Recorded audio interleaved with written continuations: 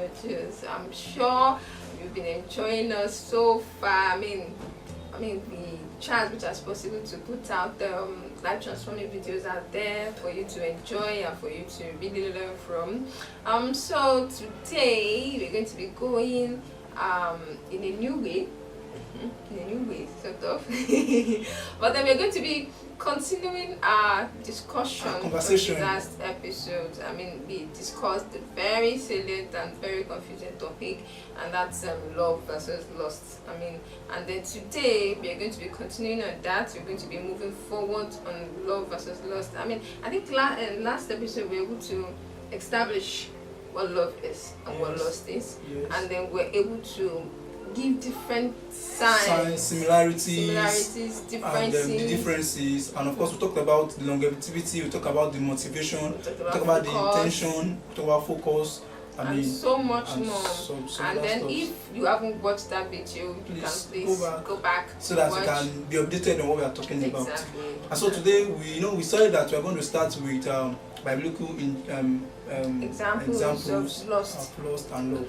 So let's just dive into the conversation without quickly. So I think we're going to be talking about 3 important stories in the Bible. So I'm going to start with the first one. I'm going to start with Boaz and Ruth. If you're wanting a perfect example of what love is, you should look at Boaz and Ruth. I'm sure a lot of our females out there already saying, "Oh, get me a Boaz." Anyways, what we're just trying to say here is looking at the scenario and what happened between Boaz and Ruth. I mean, Ruth literally gave herself, like, she put herself in a compromising situation. And then talking about men of our days, they will probably have taken advantage of Ruth. Probably have taken advantage of Ruth. I mean, she was lying there beside him in the dead of the night, and but I said, please, don't come and compromise me. Carry yourself, pack yourself well. But men of today, let me stereotype. Some men of today will probably open the clothes opportunity. I mean, life and direct. I never have to work for it. So basically, and that is what love does. Love covers your nakedness. I think we mentioned that in the last episode. It doesn't open it; it covers it up. For some persons who might not really be familiar with that story, can we just give 1 or 2 lines of the story of Boaz and Ruth? Okay, so basically Ruth was Naomi's daughter-in-law. She lost her husband, and then she followed Naomi back to her hometown. I mean, Naomi and her family were living in another country then, so she followed her back to Israel. And then on getting there, because of how good Ruth had been to Naomi wanted to place her well. Like, she wanted her to also have a husband, have children and all. And so Naomi looked within, and then she checked a kindred.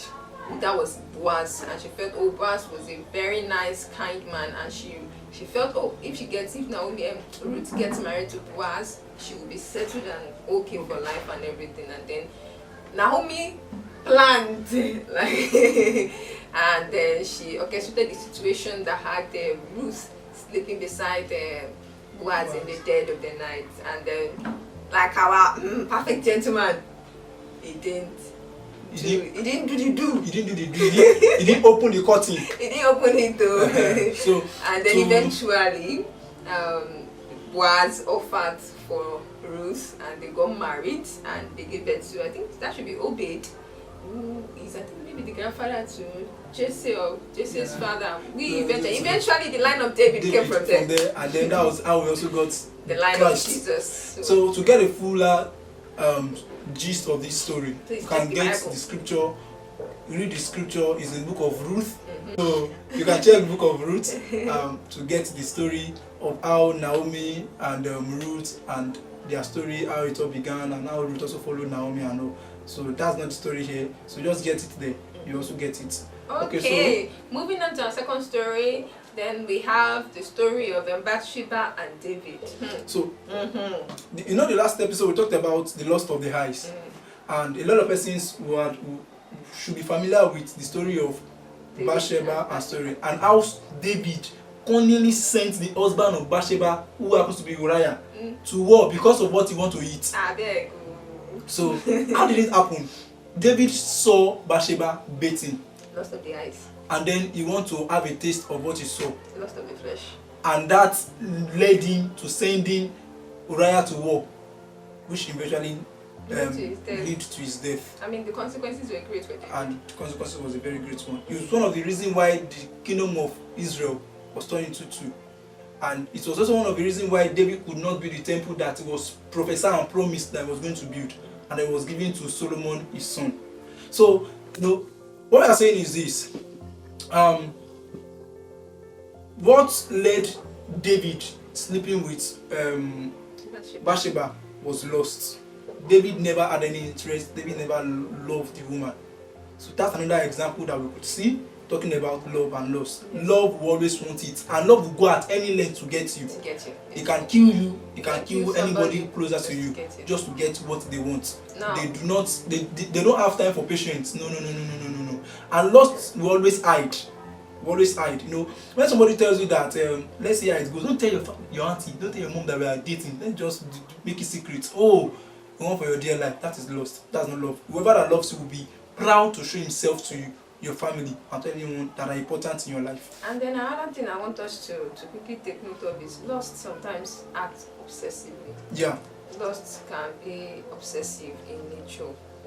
That it's all around you, doesn't want you to call other people, your eyes should always be on him, it doesn't want you to have friends, things like that are most times lost.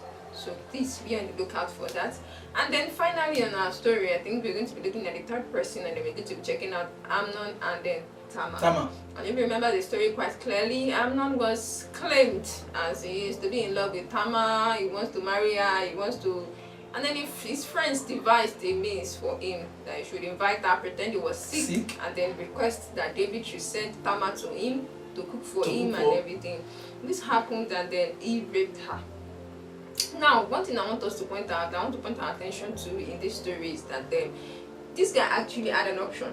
Because in those days, it was not far-fetched for brothers to marry sisters. Yes. So which means Amnon and then Tamar even told him when the thing was about to happen that, oh, please do not do this. Ask David, speak to my father. I'm very sure he will not withhold me from you. But because of what you want to shop, he will not listen, did not listen, and then he raped her.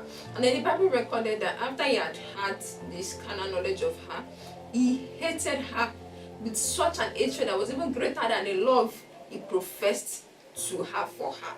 And if you remember during our last episode, we talked about the fact that it's short term, and then most of the time when lust gets what it wants, it runs away fast, very fast, and that's just the way it is. As soon as Amnon got what he wanted from Tamar, he hated her. That was the end. There was not even any butterfly. The butterfly ran away straight. He did not even wait to hear word. So that is just the way lust operates. As soon as they get what they want, they leave you hanging, they leave you battered and everything. So, and I think we can. Anyway, we've spoken about it anyway. We talked about the consequences from this. We can so let's quickly, but before we go to talk about the consequences, I think we need to also explicitly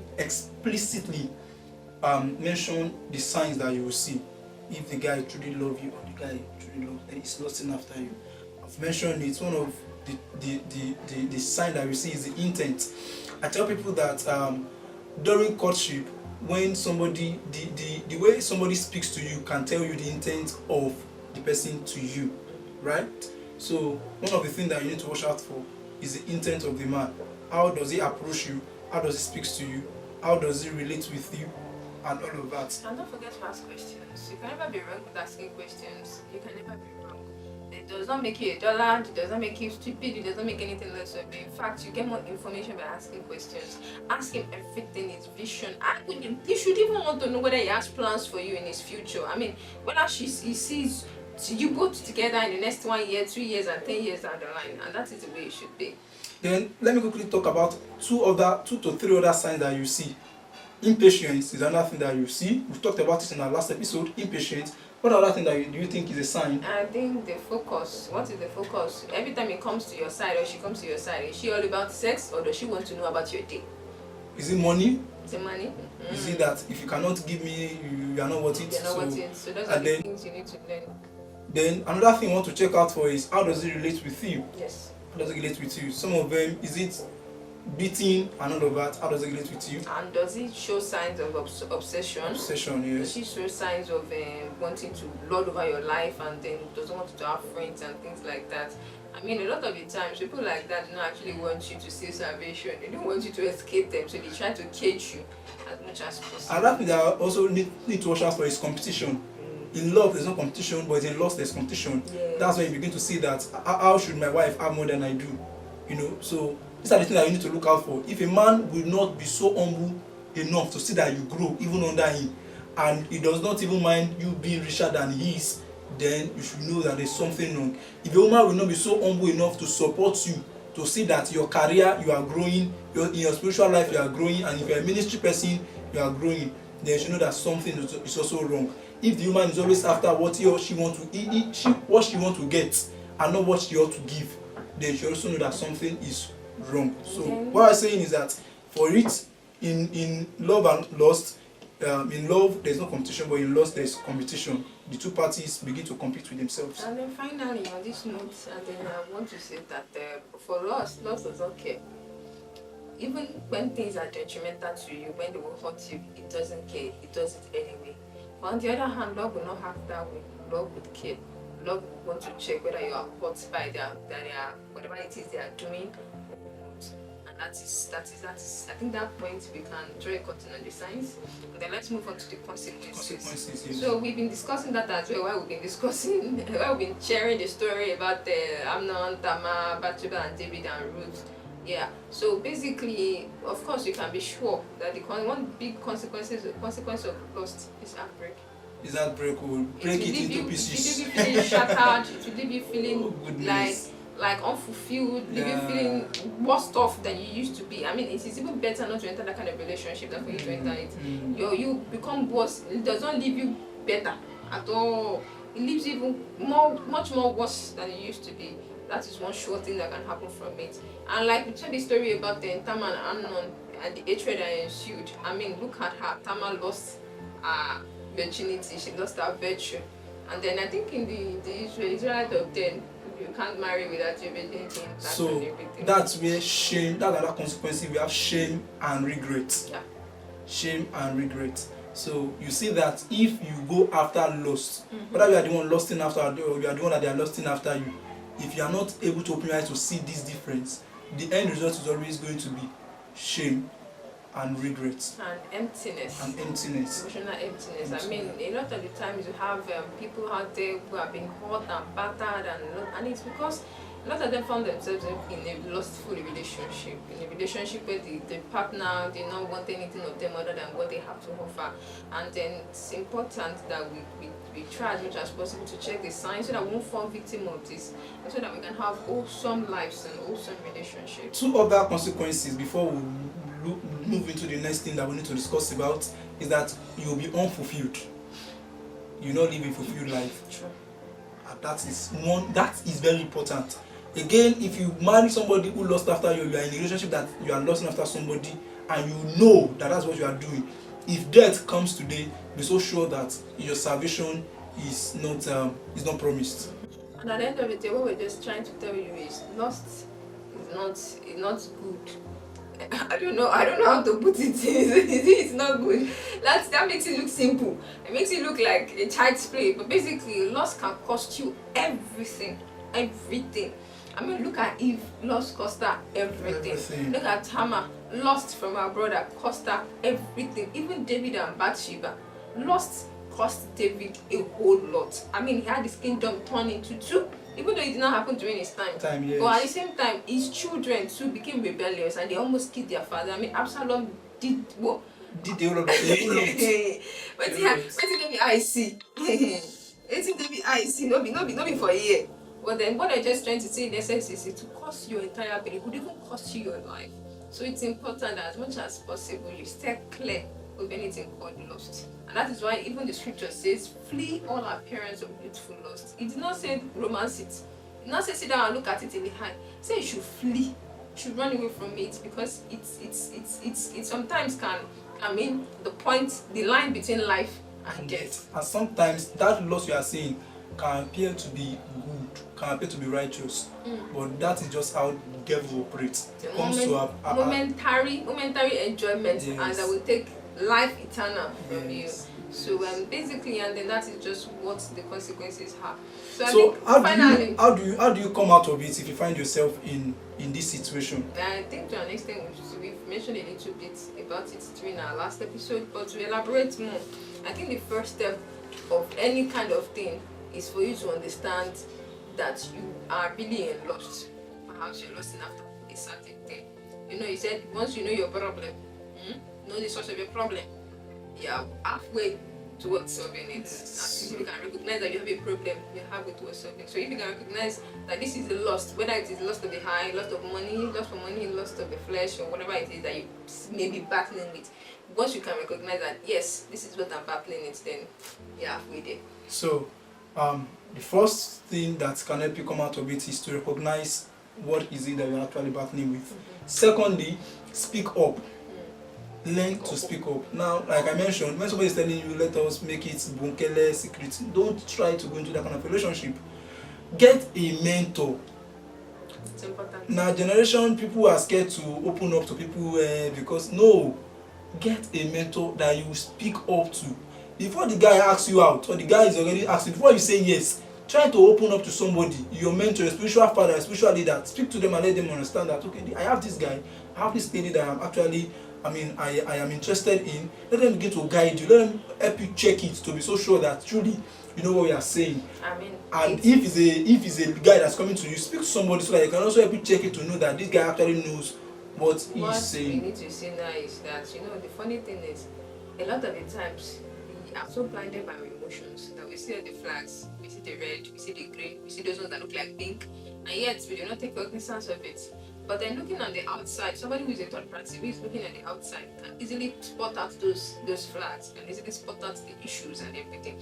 And then if you have a mentor, like I said, or somebody who you speak with, once the person is able to like take note of those things, you'll be better able to communicate to you, and then you can take a look at it yourself and really watch if it is something that you can abide with or something that is a total no for you. So and that is important. And then I think the third part will be going back towards God. I mean, God is everything. Yeah, we can't pray enough. We can't pray. You cannot even tell me I have prayed enough. So we can go back to God. Pray that He should take you out of that lustful situation. Then if again you are already in it, another thing that can help you, right, to come out of it is to ask questions. I tell you, you can't ask so many questions because marriage is a lifetime journey. So because of that, you need to ask questions. So perhaps you are already married and you now realize that the person you got married to really does not love you. So something that actually bring the person into your life. Can I tell you that divorce is not actually the solution? Solution is not divorce. You can still get the person to love you. How do you do this? Seek the attention of counselors. See the attention. If you have to pay for it, pay for it. See the attention of counselors and let them help you out. And then you can also talk to God. I mean, I used to say something. Who knows the heart of a man better than the person who has created it? So even if you want to go the route of divorce, then it must have been that all options have been tried. And there's no solution to it. Yeah. So, and then, then under the law and even in our faith, divorce is if a man married to you deceitfully, is a ground for divorce actually. If a man married to you deceitfully, is a ground for divorce under the law and in our faith. However, we are saying that do not quickly jump into that conclusion. There is still more that God can do with you, in you, and through that person for your life. Okay? I mean, there have been people who started on the wrong course and then ended up being on the right course. I mean, there are a lot of people out there who perhaps it was lost that made them impregnated. Right now they enjoy their marriage, they're enjoying good. And somebody, I think I used to know somebody who mentions to me every time that, oh, I married my wife and I did not even love her. I had the one thing in my mind, one lady to her. But perhaps it's one of these things. Perhaps it's lost, or perhaps it's even a stupid reason. A stupid reason as procreation can be one of the reasons why Why some people will say they enter into marriage, but right now the person is enjoying God, is enjoying his wife, and is enjoying Christ, and that can be your miracle as well. So we'll not we would like to draw the curtain here, but to let you know that there are a lot of things that you can do to get yourself out of it. But because of our time, we'll not go more than this. We'll not go beyond this late. So thank you for listening to us. Yes, it's a great privilege to have you listen to our conversation, and of course we'll continue to send out edifying content, conversation with you, where we'll learn particularly about marriage and relationship, because God is interested in you and in your relationship. Thank you so very much for listening to us. So I am Oluwayomife Idowu. I am Emmanuel Idowu. And together we are called the Oluwayoju, and we also known as the Flourishing Couple. I mean, it's a great honor to be here to speak with you all. And then do not forget to like, subscribe, comment. I mean, even share the video to as many people as you want it to, that you want to hear her video at, and then comment also. Like I said initially, we would love to hear your views, we would love to hear your feedback and your opinion, how you think we can be better, what topics you think we can even talk about, and then we'll be glad to put a listening ear to all those. So let me ask you, do you love me? I love you. I love you so much. All right. Bye.